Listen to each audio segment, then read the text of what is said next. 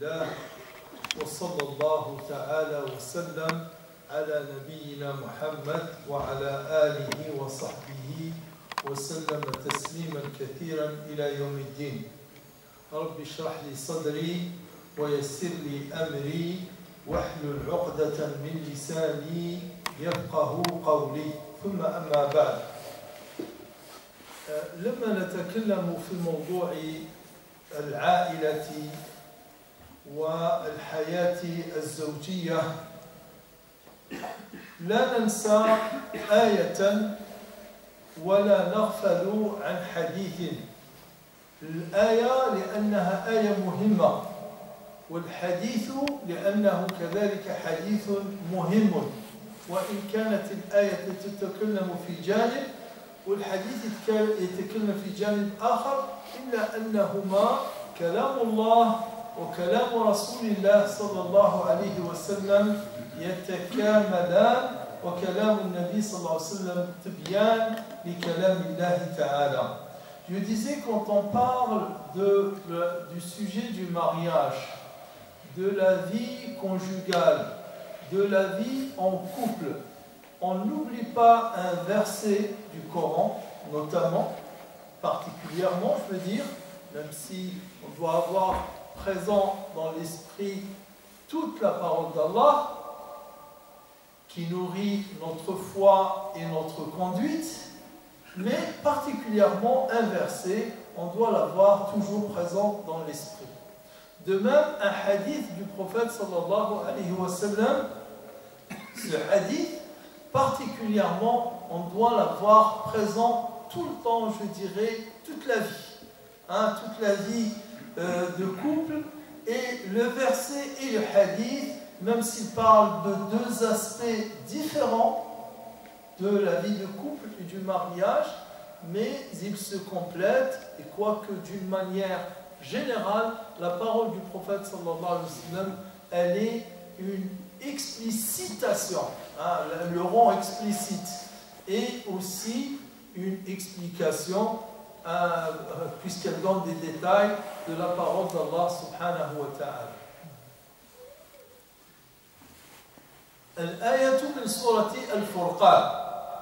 الآية من سورة الفرقان التي يتكلم فيها الله تعالى عن عباد الرحمن الذين يسألون الله تعالى أشياء ويصفهم الله تعالى بأشياء. وعباد الرحمن الذين يمشون على الأرض هونا وإذا خاطبهم الجاهلون قالوا سلاما والذين يبيتون لربهم سجدا وقياما، إلى أن يقول الله سبحانه وتعالى: والذين يقولون ربنا هب لنا من أزواجنا وذرياتنا قرة أعين واجعلنا للمتقين إماما.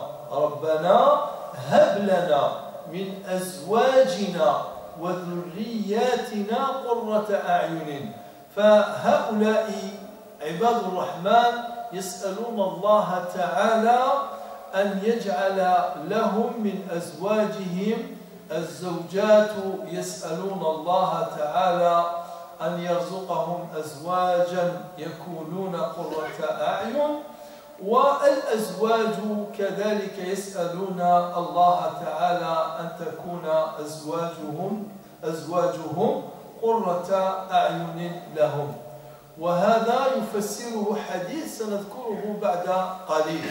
إذن معنى أن قرة العين ما هذا؟ ما هي قرة العين؟ قرة العين هي الإطمئنان، أن يكون الإنسان مطمئنا ساكنا هادئا، وهذا الهدوء وهذا السكون وهذا الإطمئنان يكون أساسا، يكون أساسا للحياة الزوجية الهانئة، الحياة الزوجية الهانئة الخالية من الأشياء التي تجعل الحياة نكدة. Je disais qu'Allah subhanahu wa ta'ala dans la sourate Al-Furqan il parle de ceux qu'Allah qualifie des adorateurs du miséricordieux, ou bien des serviteurs du miséricordieux, et c'est toute une partie de cette sourate qui parle d'eux, qu'Allah fait les éloges de ces gens, il cite leurs qualités, leurs caractéristiques, et notamment quelques-unes des invocations de ces gens-là. Et que demande-t-il parmi ce qu'ils demandent, Ibadur Rahman? Ils disent Rabbana, ô notre Seigneur, accorde-nous. Al-Hiba, c'est l'accord qu'Allah Ta'ala accorde-nous dans nos épouses, ou dans nos époux. Et vous remarquerez qu'en arabe, le mot zawj, il n'a pas de sexe. Il n'est ni féminin ni masculin. On dit zawjuhu et zawjuhu pour pour l'homme et pour la femme. Il ne prend pas de ta'nith par exemple, comme zawjatuhu. Dans l'arabe classique que nous parlons, nous rajoutons le ta. Le ta qui est un signe de la féminité, comme le e dans la langue française. Il y a le e à la fin du mot, il marque le féminin. En arabe, comme on dit la lune. La lune est féminin dans la langue française, et elle prend un e à la fin. Et le soleil, il est masculin, il ne prend pas de e à la fin. Et en arabe, c'est l'inverse. La lune, c'est masculin en arabe. On dit al-qamaru. Et le soleil, en arabe, c'est un mot féminin. On dit ash-shamsu tajri. On ne dit pas ash-shamsu yajri, parce que c'est féminin. Ça, c'est les particularités de la langue, de chacune des langues. Dans la langue du Coran, particulièrement, az-zawju, azwajun, elle ne prend pas ni le masculin ni le féminin, ça s'applique pour les deux. Donc, on peut considérer que ces Ibadur Rahman ne sont pas forcément des hommes, bien entendu. C'est aussi des femmes. Et donc, quand ils demandent à ce que Allah leur accorde dans leurs partenaires, dans leurs époux et leurs épouses, et leurs enfants, la chose dont se réjouit l'œil, le repos de l'œil, comme on traduit, à savoir la quiétude et la sérénité. Ça, c'est le verset. On doit toujours avoir présent dans l'esprit, et qui indique que la meilleure des quiétudes, la meilleure des sérénités, la meilleure des tranquillités et des jouissances, bien entendu, qu'on peut avoir, c'est celle que nous procurent nos épouses, et celle que nous procurons nous-mêmes aussi à nos épouses, parce que c'est vice-versa, c'est quelque chose d'interactif et qui va dans le deux sens. Ça, c'est pour le verset. Pour le hadith, c'est le hadith qui est rapporté par l'imam Muslim, dans lequel le prophète sallallahu alayhi wa sallam dit, يقول النبي صلى الله عليه وسلم أن الشيطان يضع عرشه في الماء ثم يرسل سراياه جمع سرية، أي أنه قال يضع عرشه في الماء أو في وسط الماء أو في وسط البحر ثم يرسل سراياه، ويرسلها طبعا لماذا؟ لتفعل الشر في الناس على اليابسة، يعني فوق الأرض. فيقول ثم يعودون إليه فيكون أقربهم منه منزلة أعظمهم عملا فيأتي هذا فيقول لا زلت مع هذا حتى فعل كذا وكذا، ولم يسمي الحديث ما فعله هذا الإنسان، ولكن المفهوم أنه فعل شرا. يعني الشيطان يقول للملك تاعو أو الذي يحكمهم والذي هو أمير عليهم يقول أنا فعلت بفلان شرا ولأنني وسوست له وأغريته وأوقعته في الحرام، فيقول له لست بشيء أو لم تفعل شيئا. قال ثم يأتي آخر فيقول ما تركته أو ولا زلت به حتى فرقت بينه وبين زوجته، فيقول أدنوا مني نعم أنت نعم أنت نعم أنت. هكذا جاء في الحديث. إذا وش معنى هذا الحديث؟ الحديث رواه الإمام مسلم، ما ننساوش. الحديث صحيح رواه الإمام مسلم. وعندما نقول حديث رواه الإمام مسلم أو رواه الإمام البخاري ما يحتاج أن نبين وأن نخصص أنه صحيح. مجرد ما نقول رواه مسلم أو رواه البخاري فهو صحيح. أبو داود، الترمذي، أحمد، ابن ماجه وغيره لابد من تبيان إذا كان الحديث صحيح أم ضعيف، لأن في سنن الترمذي وسنن ابن ماجه وسنن الإمام الدارقطني ومسند الإمام أحمد فيه ما هو صحيح وما هو غير صحيح من الأحاديث. ولهذا العلماء كتبوا وصنفوا صحيح ابن داود وضعيف ابن داود، صحيح ابن ماجه وضعيف ابن ماجه، صحيح النسائي وضعيف النسائي مثلا، كما فعل الشيخ رحمة الله عليه ورحم الله جميع علماء المسلمين الشيخ محمد ناصر الدين الألباني لما فصل بين الصحيح والضعيف في النسائي والترمذي وأبو داود وابن ماجه على سبيل المثال. إذن هذا الحديث الصحيح وش يقول؟ يقول باللي الشيطان الكبير كامل يضع العرشه في الماء ثم يرسل الشياطين فوق الأرض حتى يغروا الناس ويوقع الناس في الخطأ والذنوب، ويكون أحسن شيطان وأحسن عمل يقوم به الشيطان هو الذي يفرق به بين المرء وزوجه أو بين الرجل وزوجته وبين الزوجة ورجلها، فهذا هو أعظم عمل. إيش معنى هذا؟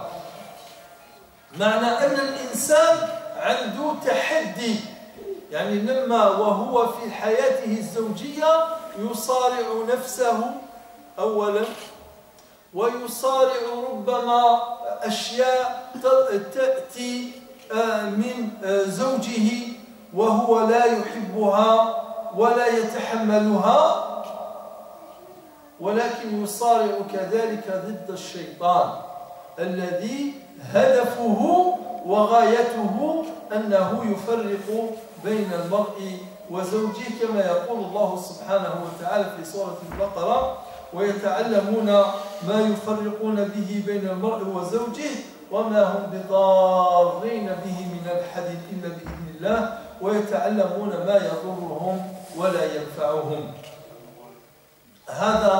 إذن هذه الآية وهذا الحديث لازم تكون حاضرة عند الإنسان في باله. الزواج ونجاح الزواج ويبدأ في قبل أن يتزوج الإنسان، قبل ما يتزوج يبدأ، وهذا ليس معناه أن الإنسان إذا كان ما تزوجش بهذه الطريقة فزواجه لا ينجح، لا، هذه طريقة من الطرق التي أوصانا إليها النبي صلى الله عليه وسلم، والناس تتزوج بطرق مختلفة، والناس تتزوج بطرق مختلفة، إلا أن الأساس هو أن الإنسان يكون صادقا في نيته وصادقا في علاقته مع زوجه، وأن يطلب الرجل المرأة الصالحة وأن تطلب المرأة الرجل الصالحة، قال النبي صلى الله عليه وسلم الدنيا متاع الدنيا متاع وخير متاع الدنيا المرأة الصالحة حديث رواه الإمام مسلم حديث رواه كذلك الإمام مسلم قال الدنيا متاع وخير متاع الدنيا المرأة الصالحة والعكس بالعكس كذلك والزوج الصالح كذلك هو من متاع الدنيا لزوجته وإن كان النبي صلى الله عليه وسلم أكد أكثر ما أكد عن المرأة أن هذه المرأة هي التي يكون متاعها لزوجها. Je disais que le hadith, c'est bien entendu, c'est rapporté par l'imam Muslim et dans lequel on apprend que le prophète sallallahu alayhi wa sallam nous dit que la meilleure faute, ou bien la pire, la meilleure du point de vue satanique, meilleure pour eux, parce que c'est celle qui, dans le shaitan qui a été l'instigateur, il sera le plus complimenté par le chef des satans. Donc le prophète, il nous dit que ce shaitan-là qui va au rapport et dire que moi, voilà ce que j'ai provoqué, la séparation entre le mari et sa femme, et le chef il lui dira tu es le meilleur, à savoir tu as fait la meilleure des choses en provoquant cette séparation dans ce couple, et il va le rapprocher. Il lui dira mets-toi à côté de moi, tu mérites cette proximité du chef, car tu as fait commettre et tu as provoqué le meilleur des, je dirais, la meilleure des fautes et le meilleur des péchés du point de vue, bien entendu, satanique. Et le prophète, ceci, bien entendu, nous montre que l'homme, dans le mariage, il est face à un défi qui vient de lui, le défi qui vient du comportement de son partenaire, et surtout ne pas oublier en aucun cas et en aucun instant ce troisième défi qui est le défi de Shaitan. Et Shaitan, d'une manière générale, le prophète Allah subhanahu wa ta'ala plutôt, il nous a dit Inna shaitana lakum aduwwun fattakhiduhu aduwwa. Inna shaitana lakum aduwwun fattakhiduhu aduwwa. Il nous dit Allah, certes, de façon assurée, de façon inéluctable, le shaitan est pour vous un ennemi. Prenez-le pour un ennemi. Donc toujours se dire, bien entendu, lui, il n'a pas de pouvoir démesuré. Il n'a pas un grand pouvoir shaitan. Seulement, il a plutôt la malice. Il a plus de malice que de pouvoir et de force. Et cette malice, c'est qu'il saisit les moments où la personne est dans la faiblesse, et c'est là qu'il va le pousser à l'erreur, et c'est là qu'il va le pousser à la faute. Et quel est le moment, ou les deux moments où l'homme est le plus faible? En fait, il est très faible quand il est heureux, et il est très faible quand il est nerveux. Les moments de colère, de grande colère, c'est là que l'homme est le plus faible. Et aussi les moments où il est dans la joie. Parce que la joie, il est tellement dans l'euphorie de cette joie qu'il n'a pas la force de contrôle, et il peut commettre. C'est pour ça aussi que les moments où les gens commettent le plus de fautes, c'est dans les mariages. Les fêtes de mariage, il y a beaucoup de fautes. Beaucoup de fautes sont commises dans les fêtes de mariage. Parce que les gens tellement sont dans l'euphorie, ils sont tellement dans la joie qu'il n'y a plus de contrôle. Tout ce qu'on ne fait pas d'habitude, on le fait le jour de la fête. On fait salat à l'heure, le jour de la fête, on ne la fait pas à l'heure. Ça, c'est une.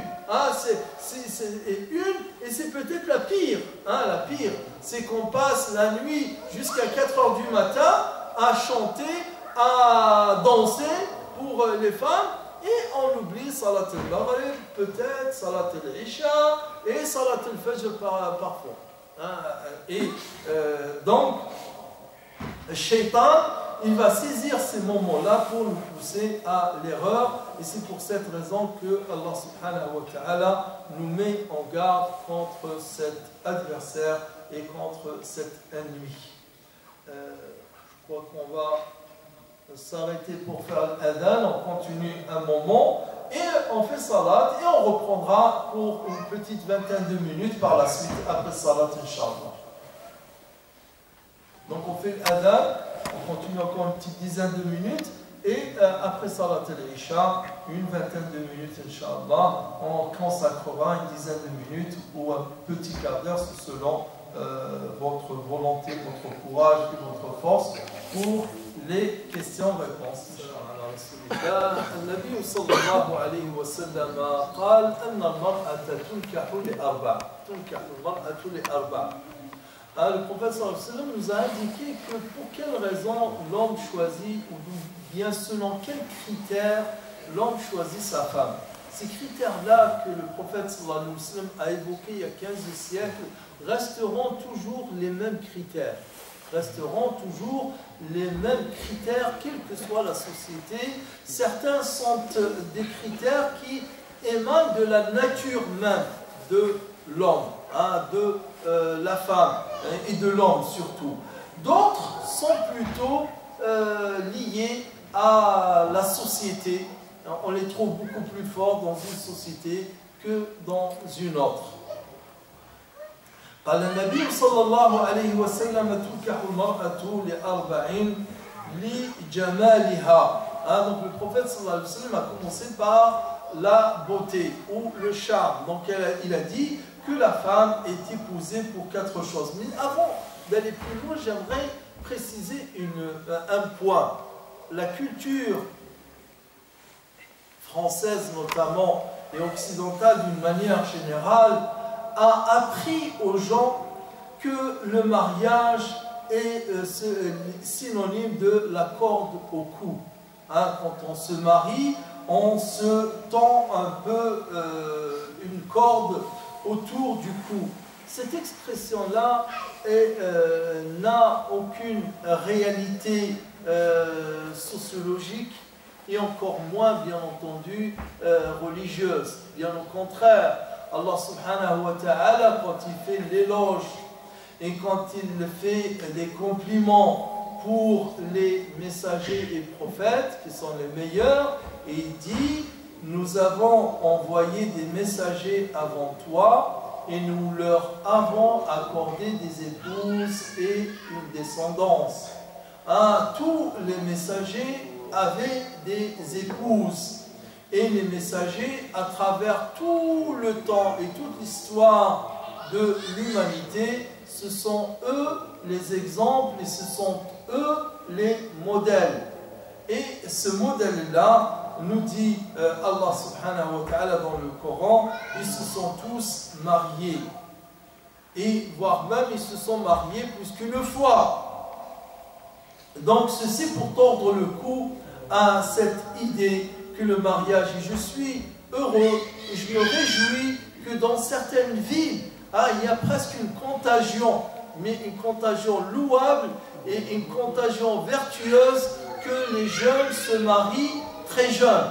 Je connais des quartiers où ils sont au moins 10 à s'être mariés au bout de 2 ans et qui ont tous entre 22, 24, 26 ans. C'est bien que les jeunes se suivent dans cet exemple-là, où certains, 26 ans, dès qu'ils ont terminé leurs études, ils se sont mariés. Le mariage à cet âge-là est devenu une chose rare, mais certainement ceux qui vont l'expérimenter, surtout s'ils sont bien orientés et s'ils sont bien conseillés par leurs parents et leur entourage, ils vont certainement vivre une vie heureuse. Aussi bien les jeunes hommes que les jeunes femmes. Donc le prophète sallallahu alayhi wa sallam, c'est pour cette raison qu'il a dit Ya ma'shar al-shabab man istata'a minkum al-ba'ata falyatazawwaj. Le prophète sallallahu alayhi wa sallam, s'adressant aux jeunes, il leur a dit vous les jeunes, ceux qui ont les moyens, ceux qui ont les moyens, et les moyens c'est pas forcément avoir tout, avoir le minimum, le nécessaire, le minimum et le strict nécessaire, et le reste viendra, il y en a toute la vie pour l'avoir et le construire, d'accord? Ici on ne l'a pas construit de toutes les façons, c'est pas, y a des choses qui ne sont ni vitales ni nécessaires si l'époux et l'épouse, le couple sont heureux et satisfaits l'un de l'autre, ils vivront heureux, que d'avoir tout le confort et avoir toutes les modalités matérielles et manquer de l'essentiel qui est la sincérité et surtout la relation saine des deux partenaires, le mari et son épouse. Le prophète sallallahu alayhi wa sallam, donc il leur dit Ya ma'shar al-shabab, vous les jeunes, celui qui a les moyens, qu'il hâte, donc qu'il fasse le plus vite de se marier, car cela est meilleur pour préserver son cœur et préserver son regard et préserver son sexe. Et il n'y a pas mieux pour la personne pour préserver tout cela que de se marier. أقول قولي هذا وأستغفر الله فاستغفروه وهو الغفور الرحيم. Donc le frère Charles-Din vient faire salat. Et on continue après, Inch'Allah. On parlera des piliers de la vie de couple et surtout c'est les points ou les facteurs qui viennent perturber cette vie de couple et cette quiétude et qui peuvent mener, si on ne fait pas attention, à la séparation. Alhamdulillah. Sallallahu ta'ala wa sallama ala nabiyyina Muhammad wa ala alihi wa sahbihi wa sallama tasliman kathiran ila yawmiddin.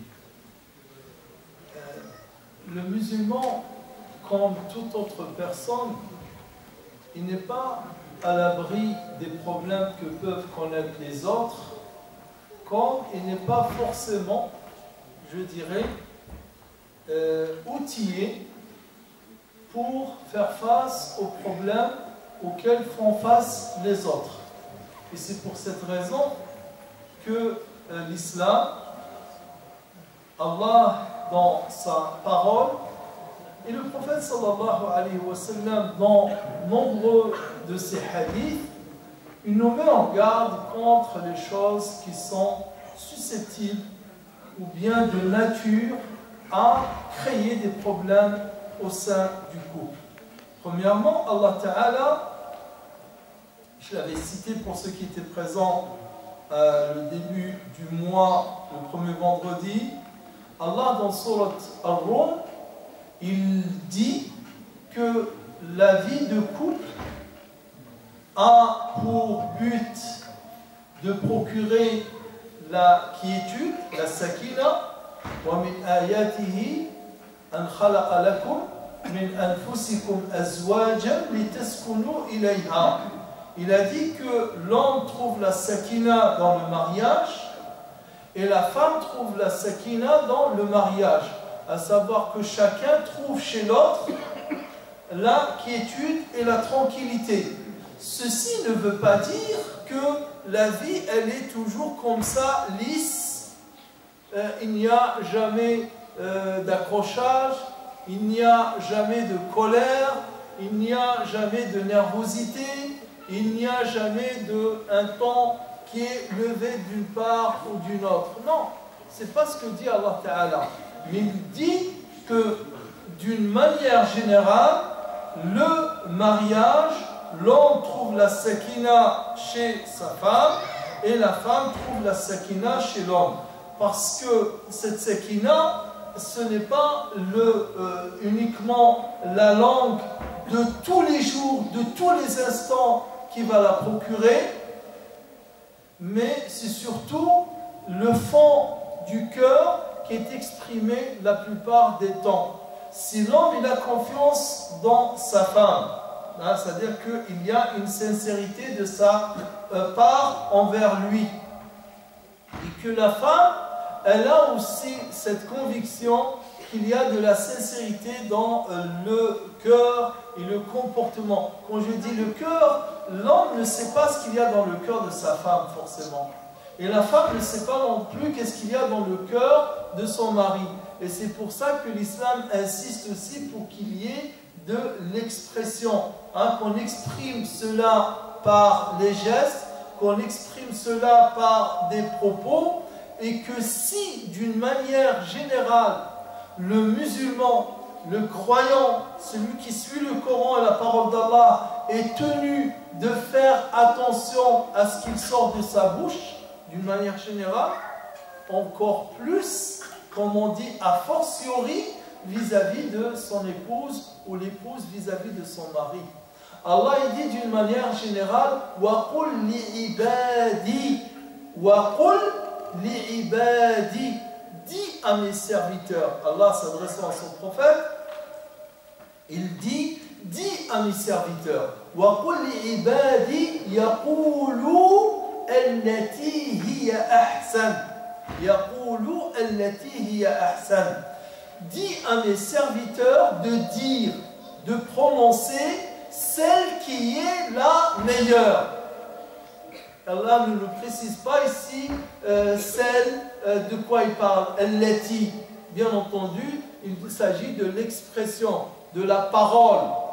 وَقُلْ لِعِبَادِي يقولوا التي هي أحسن إن الشيطان ينزغ بينهم إن الشيطان كان للإنسان عدوا مبينا. Donc Allah nous dit dans ce verset, qu'est-ce qu'il dit? Dis à mes serviteurs de dire la meilleure. Si on est tenu vis-à-vis de ses voisins, de ses collègues, de ses amis, de ses connaissances, des gens d'une façon générale avec qui nous vivons en société, si nous sommes tenus de faire attention, de choisir les meilleures expressions pour parler et discuter, a fortiori, encore plus et davantage, vis-à-vis de celui qui vit avec toi au quotidien.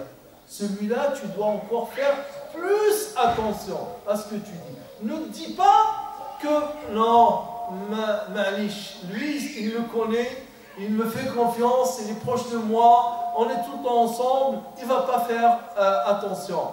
Donc il ne va pas s'en arrêter là, c'est-à-dire sur cette expression, si elle est un peu de plus ou elle est de moins, non.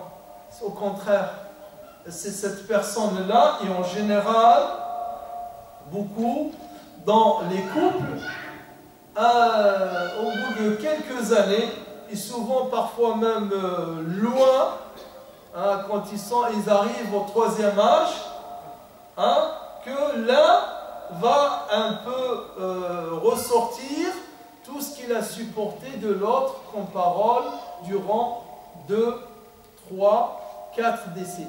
Et ça c'est grave. Et ça c'est grave. Et généralement les conséquences et les effets sont très négatifs. Hein? Il dira, et il pense être totalement dans ses raisons. Ah, il dit,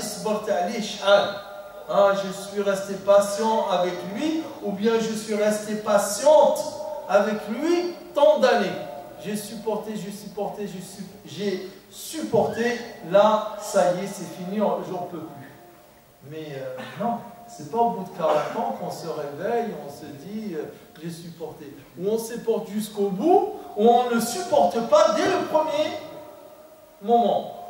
Et dès le premier moment, mais dire les choses, écoute, on peut s'énerver, on peut casser un verre, on peut casser un téléphone, on peut casser une porte, on peut casser un ordinateur, on peut casser une télévision, on peut casser ce qu'on veut. Ce qu'on ne peut pas faire, c'est de casser cette relation et de blesser le cœur de l'autre par une parole déplacée. Ça c'est pire. c'est pire que casser une porte. On peut s'énerver et casser une porte. Qui de nous n'a pas cassé un téléphone, un ordinateur ou une porte en s'énervant à un moment ou à un autre? Ça arrive. Et au contraire, de part et d'autre. Mais il ne faut pas que les deux cassent en même temps. Un jour c'est lui qui casse et une autre fois c'est elle qui casse. Mais jamais les deux à la fois.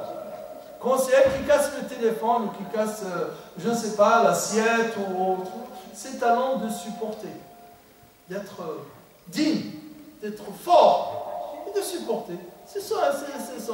Et d'être content aussi, je dirais. D'être content. Au moins, il n'a pas, je ne sais pas, il n'a pas une poupée ou il n'a pas, je dirais, une loque ou il n'a pas un pantin en face de lui. C'est une femme. Elle a une personnalité, elle s'énerve, elle exprime ses émotions, elle exprime sa colère. Au contraire, elle doit être contente. Au contraire, elle doit être contente. D'ailleurs, à cet effet, il y a une anecdote. Omar ibn Khattab, radiyallahu anhu, à son époque, comme ça, par hasard, il a appris que le prophète, sallallahu alayhi wa sallam, était en froid avec ses épouses. Les relations se sont un peu relâchées, il était à froid avec elles, et il ne leur parlait pas pendant quelques temps, quelques jours. Et au détour de cela, de cette information, il apprend aussi en Ibn Khattab que les épouses du prophète sallallahu alayhi wa sallam, il leur arrive d'énerver le prophète sallallahu alayhi wa sallam. Donc il est allé voir sa fille, qui est une des épouses du prophète sallallahu alayhi wa sallam, Hafsa, radiyallahu anha. قال أتراجع إحداكن رسول الله أتراجع إحداكن رسول الله صلى الله عليه وسلم. C'est vrai, Hafsa, il vous arrive que de répondre au prophète sallallahu alayhi wa sallam? Il vous arrive? Elle me dit oui, il nous arrive. Et après, Omar ibn Khattab, radiyallahu ta'ala anhu, il s'est énervé. Et le prophète sallallahu alayhi wa sallam de lui apprendre que vous étiez à la Mecque. Pourtant, la Mecque et Médine, c'est pas très loin, 450 km, c'est la même culture, c'est la même ère géographique, c'est les mêmes racines en quelque sorte. Mais il n'était pas pareil. Il n'était pas pareil. Il dit Omar ibn Khattab, كنا في المكة المكرمة نغلب أزواجنا ولا تتكلم إحداهن فوصلنا إلى المدينة فوجدنا النساء في المدينة يراجعن أزواجهن فأصبحنا يراجعننا. Donc que dit Omar ibn Khattab?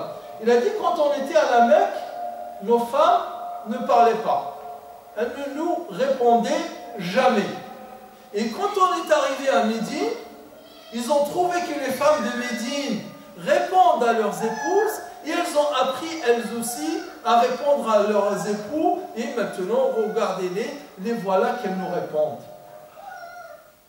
Ça aussi c'est quelque chose à prendre en considération. Il y a 50 ans, il y a 60 ans, il y a 70 ans, la femme, elle ne faisait jamais de vagues dans son foyer.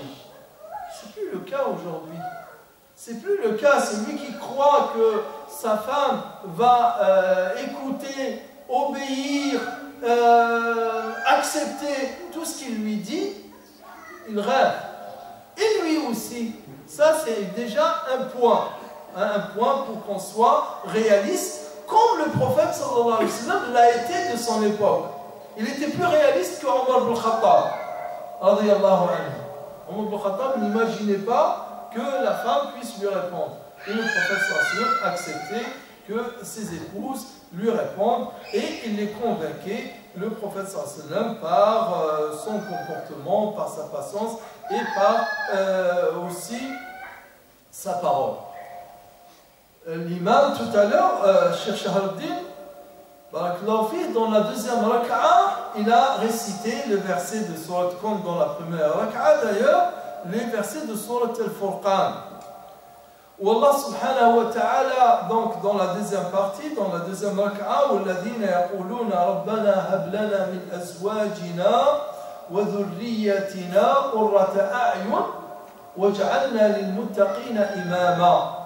Ulaika, dit Allah Ta'ala à la suite du verset suivant, yujzawna al-ghurfata bima sabaru wa yulaqawna fiha tahiyyatan wa salama khalidina fiha hasunat mustaqarran wa muqama. Donc Allah, après avoir parlé de ces ibadur rahman qui prient, qui demandent et qui supplient Allah Ta'ala de leur accorder cette tranquillité et cette quiétude dans le mariage et de faire d'eux des imams, des guides pour les pieux, Allah il dit, ceux-là seront récompensés par la demeure, al-ghurfa, dans le paradis. Pour quoi? Pour avoir fait preuve de patience, pour avoir fait preuve d'endurance. Et je pense, et avec raison, Inch'Allah, que le lien entre cette récompense due à la patience et à l'endurance qui suit le fait qu'Allah Ta'ala parle de Qurrat al-A'yun, que cette Qurrat al-A'yun, on ne peut l'avoir que si on est patient, que si on est endurant.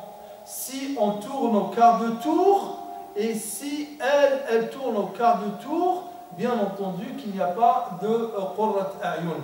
Mais s'il y a la patience de part et d'autre, s'il y a endurance de part et d'autre, et s'il y a, et là je reviens au verset de Surat Ar-Rum, où Allah Ta'ala dit وَجَعَلَ بَيْنَكُمْ مَوَدَّةً وَرَحْمَةً وَجَعَلَ بَيْنَكُمْ مَوَدَّةً وَرَحْمَةً. Il a mis en vous de l'affection et de la miséricorde. Vous remarquerez qu'Allah Ta'ala, quand il parle de ce lien d'amour qu'il y a dans le couple, il n'utilise pas l'expression de l'hub, mais il utilise l'expression de l'affection. Parce que l'affection, elle est beaucoup plus subtile et elle est beaucoup plus durable dans le temps. L'amour, c'est des hauts et des bas. Et parfois même, il peut être absent un temps, l'amour. Mais l'affection, elle est là, elle est toujours là. Elle peut être en présence de l'amour et de l'affection. Et il peut y avoir de l'affection sans amour. L'amour viendra par moments et repartir par d'autres moments. Mais l'affection, elle est toujours là. L'affection, c'est cette relation de lien vers l'autre, de respect, d'appréciation, je dirais d'attache, de relation, c'est-à-dire de ralliement de l'un à l'autre. Et c'est cette relation dont parle Allah subhanahu wa ta'ala. Parmi les raisons pour lesquelles dans la société dans laquelle nous vivons et dans d'autres, des gens vivent des années et des années ensemble sans se marier. Parce qu'ils pensent qu'en se mariant, la relation va changer et il n'y aura plus d'amour. Il n'y aura plus d'amour. Donc il vaut mieux qu'ils vivent sans mariage et ils profitent. Allez, on va profiter une année, on profite 10 ans, on profite 20 ans, on profite 30 ans. Et si on se marie, peut-être que la relation va changer. Non, ça c'est une culture qui est, c'est une vision du mariage qui n'est pas la vision saine. Le mariage, comme nous dit Allah subhanahu wa ta'ala, et d'ailleurs marié, si on prend juste le mot dans son étymologie, marier, c'est faire que deux choses soient mariables. C'est-à-dire que l'un va se reconnaître dans l'autre et l'autre va se reconnaître dans l'un, à savoir qu'il y a une complémentarité entre les deux, qu'il y a une harmonie entre les deux, et tout cela viendra avec le temps. Donc, dans le mariage, cette affection, elle est à construire, elle est à préserver notamment par le respect, par l'amabilité. Pourquoi je dirais merci s'il te plaît à un ami, un collègue, et pas à mon partenaire, à ma femme? Non, ma femme est plus à même, mérite plus que je lui dise toutes ces expressions d'amabilité, de relation, qu'un étranger. De lui dire merci pour quelque chose qui mérite remerciement, que je lui dise s'il te plaît, que je lui dise, que je lui fasse des compliments. Et ça, souvent, dans les couples, on pense qu'on peut s'en passer. On est lié par les liens du mariage. Et les liens du mariage sont forts. Hein? Donc on peut s'en passer de tout cela. Non, on ne s'en passe jamais de cela. Ni de salam alaikum, bonjour et au revoir. Ni de s'il te plaît, merci, barakallahu fik. Tout ça sont des expressions qui sont là et qui sont nécessaires entre l'un et l'autre. Trop de remarques. Il y a aussi des particularités. L'homme a ses particularités. On est dans une société et ça c'est la plus grande escroquerie, la plus grande imposture qu'on veut inculquer, on veut propager dans la société, c'est que l'homme et la femme sont kiff-kiff, sont pareils, sont interchangeables. Non, c'est faux, c'est faux. Il ne faut surtout pas le dire, parce que si tu le dis, tu fais preuve de sexisme. Si tu fais preuve de sexisme, alors là, il ne faut pas le dire. Non, l'homme a certaines particularités. Bien sûr, si l'homme est resté homme, qu'on soit d'accord. Maintenant, si l'homme s'est féminisé, d'ailleurs, c'est ce qui se passe. Peu de femmes sont en train de se masculiniser. Non, ça n'existe pas, ça. Ça n'existe pas. Même si elle met un costume, une cravate, et elle prend un peu la gestuelle et le temps de l'homme, mais elle reste femme, donc elle reste femme. Et ça, je vous invite d'ailleurs, je vous invite à regarder un reportage, j'espère que le titre va arriver donc pendant que je parle. C'est une expérience réelle, c'est pas de la fiction, un documentaire ou un film basé sur un scénario. C'est une expérience réelle faite par un cinéaste allemand. Ce cinéaste, il s'est mis dans la peau d'une femme. C'est-à-dire que, qu'est-ce que j'entends par là, il s'est mis dans la... Il n'a rien changé. Il n'a pas fait d'opération chirurgicale pour changer son sexe ou bien se faire greffer des seins. Non, il faisait des seins, il mettait un soutien-gorge et sous ce soutien-gorge, il mettait les trucs de silicone, juste comme ça pour avoir l'apparence d'une femme. Il mettait une perruque, il s'épilait totalement et il portait une jupe pendant un temps. Et la caméra le suivait au quotidien. Quand il sortait, quand il rencontrait des amis, ceux qui voulaient le rencontrer. Parce que certains, quand ils l'ont vu rentrer dans cette expérience, ils ne voulaient plus le rencontrer. Donc, pour eux, ils ne supportaient pas de voir cela. Bon, pour certains. Et donc, au bout de quelques temps, 2-3 mois après, il a commencé à sentir ses pensées et ses sentiments devenir bizarres. Il commençait à s'interroger sur lui-même. Comme ça, on entend sa voix, s'interroger à haute voix. Il dit, j'ai des sensations bizarres. Je n'arrive plus à me reconnaître. Je ne sais plus qui je suis. Et je ne sais plus surtout sur quoi va déboucher cette expérience. Bon, 5 mois sont passés. Et après, il a commencé à sentir que même sur le plan physiologique, surtout hormonal, physiologique, il n'y a rien qui a changé. Il n'a pas de sein qui ont poussé, non plus son sexe n'a diminué, il est resté lui-même, d'accord? Mais il a commencé à sentir quelque chose. Il est allé voir un médecin, un spécialiste, et il lui a posé des questions d'abord. Il lui a dit, est-ce que, voilà l'expérience que je suis en train de mener, est-ce que vous pensez, je ne sais pas si le tutoyer, que ceci et peut avoir une conséquence sur moi, physiologiquement. Est-ce que ça va? Il lui a dit oui, c'est possible. Il lui a dit c'est possible. Il lui a dit notamment au niveau de la testostérone, il lui a dit ça peut avoir une influence négative sur ta testostérone. D'ailleurs, il lui a dit qu'on doit faire une expérience, on doit faire plutôt un prélèvement de sang pour voir où vous en êtes au niveau de la testostérone. Et ça, c'est une expérience réelle. Hein. Il faut l'écouter jusqu'au bout. C'est une histoire très importante.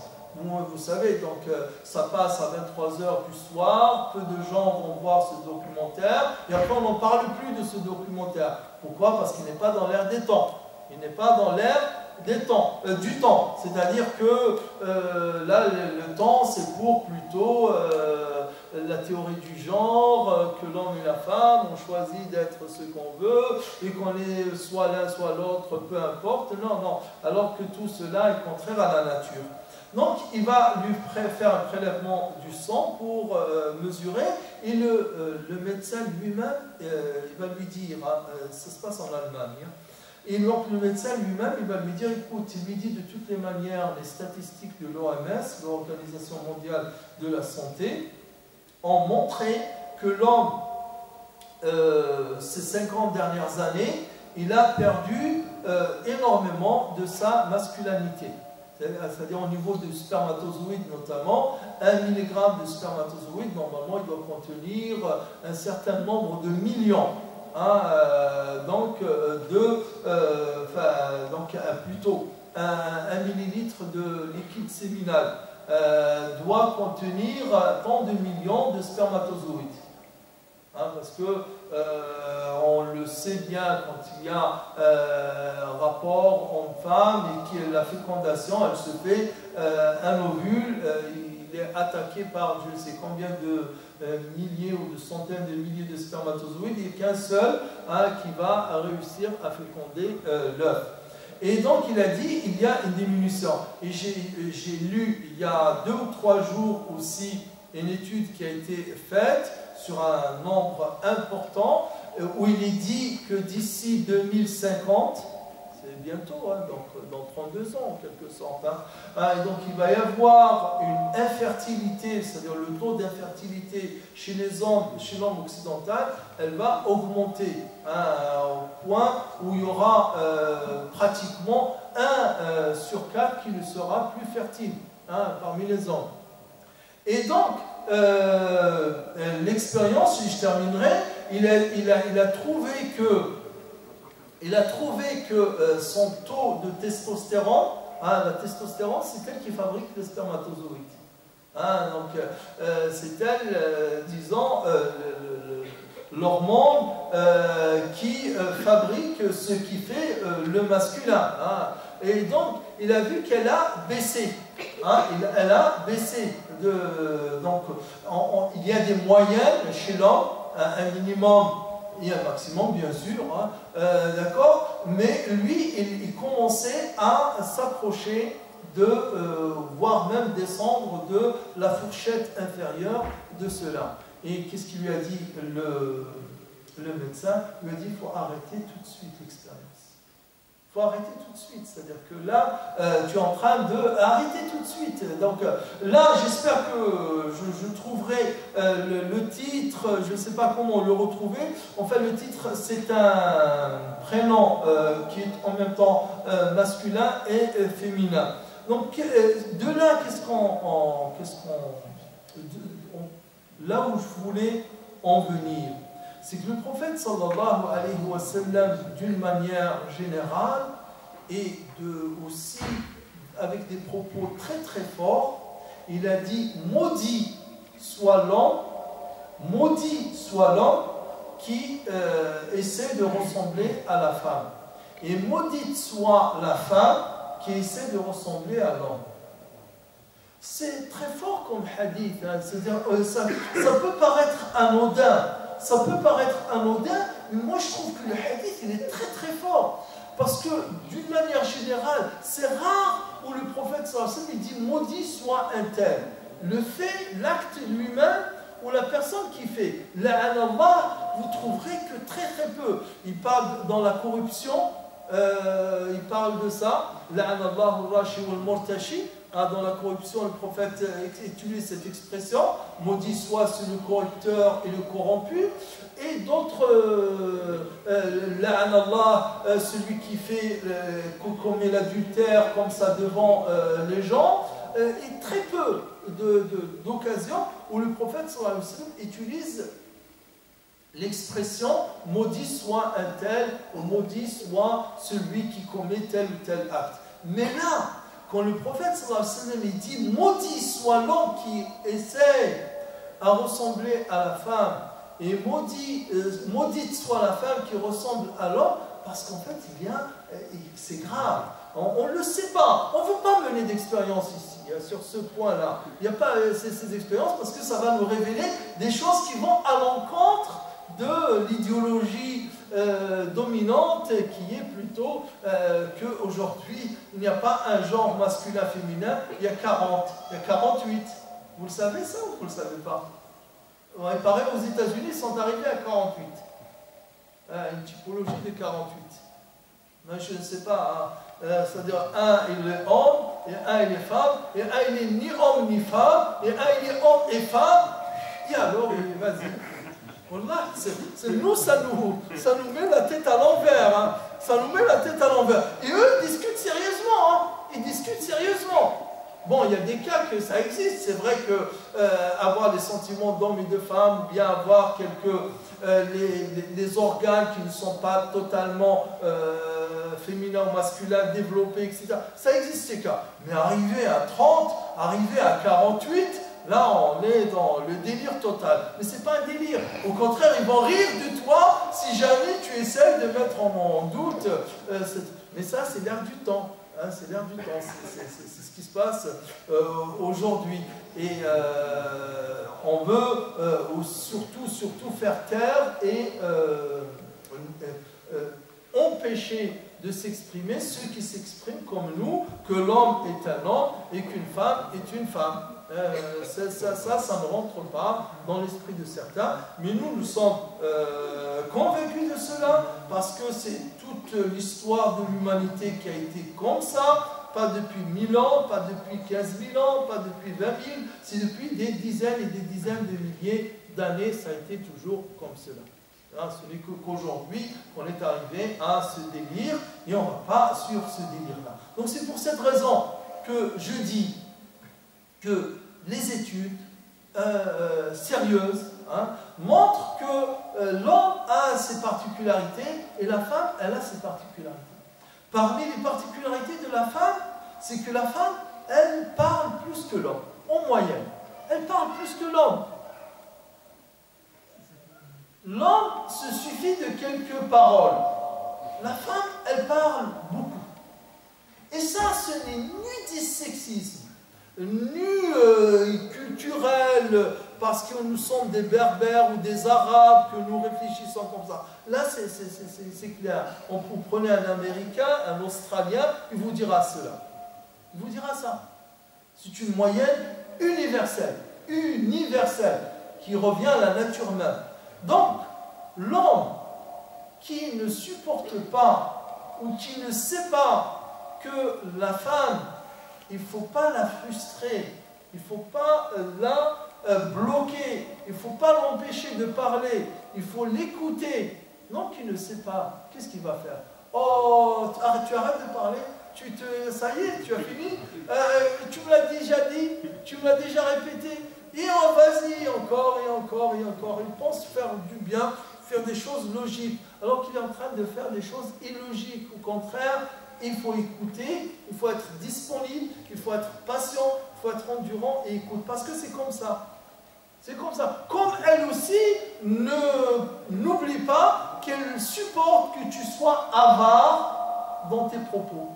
Que tu ne sois pas prolixe. Tu ne parles pas beaucoup. Elle aussi, elle est patiente avec toi. Elle se dit, pourquoi il ne dit rien? Pourquoi il ne parle pas quand elle a tout dit? Donc, l'homme, il est comme cela. Et la femme, elle est comme cela. Il y a des gens qui se marient sans même savoir et connaître que pendant la période de grossesse de la femme, elle change, la femme. C'est plus fort qu'elle, c'est hormonal. C'est hormonal. La femme, elle change. Si l'homme ne sait pas ça, un jeune, il se marie, peut-être qu'il n'a pas dans sa culture, dans ses lectures, peut-être on ne leur a même pas parlé. D'ailleurs, dans les cours de sexualité, dans les lycées, on parle de cela, on ne parle même pas de cela. On parle du bêtise de la sexualité. Alors que c'est de ces choses-là qu'on doit parler. Que la femme, pendant, par exemple, la période de grossesse, ses hormones, son changement hormonal va changer presque tout en elle. Par exemple, elle aimait quelque chose, elle va le détester.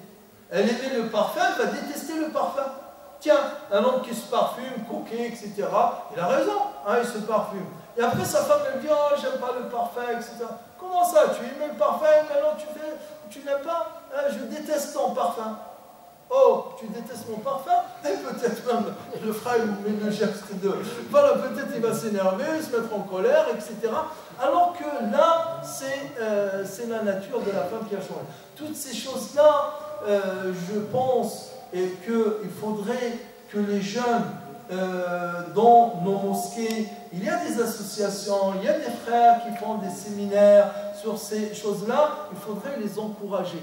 Il faudrait les encourager parce que ça nous donne une culture dont on a besoin. Il y a des éléments, une dizaine de notions fondamentales. Si on ne les connaît pas, on risque de rater son mariage.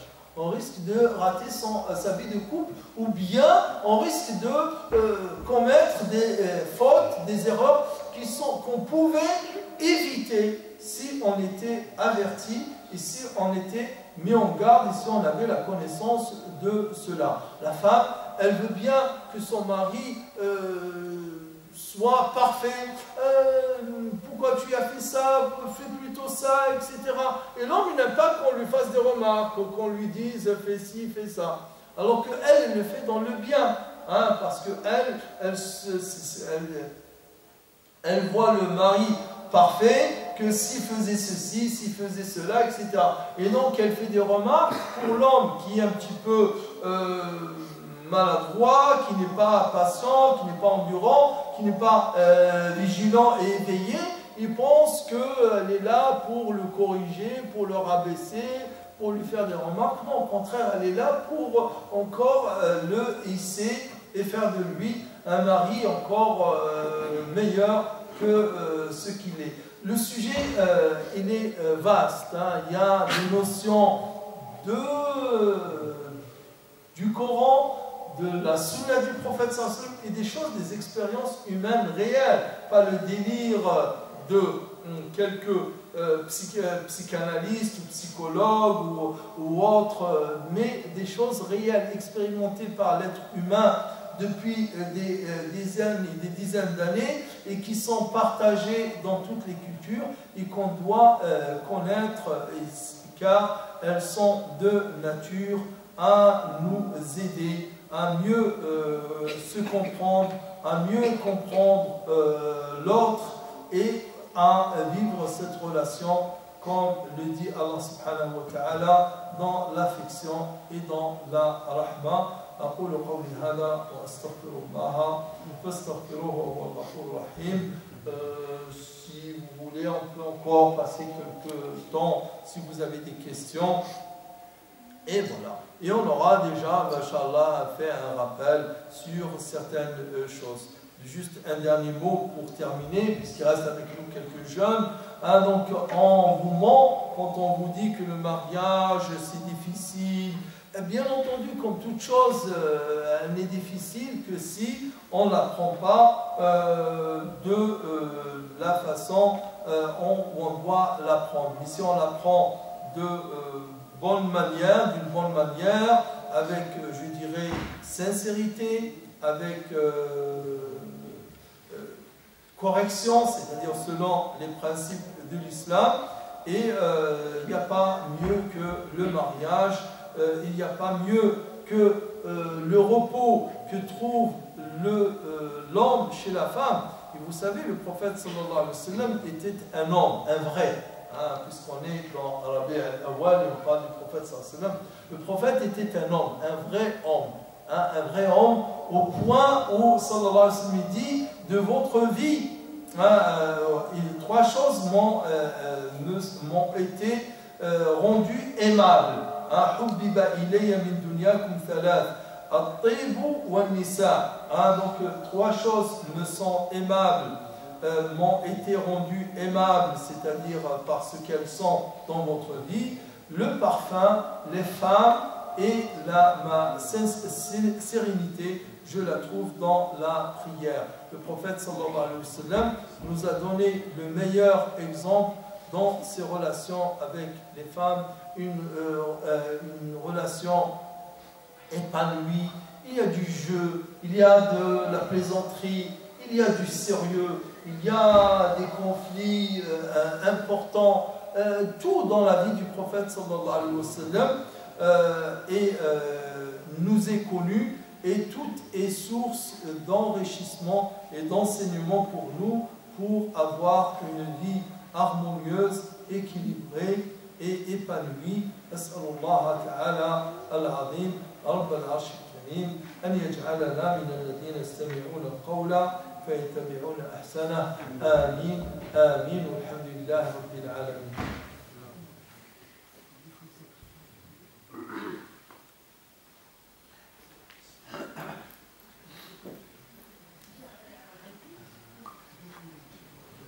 إذن وصلى الله تعالى وسلم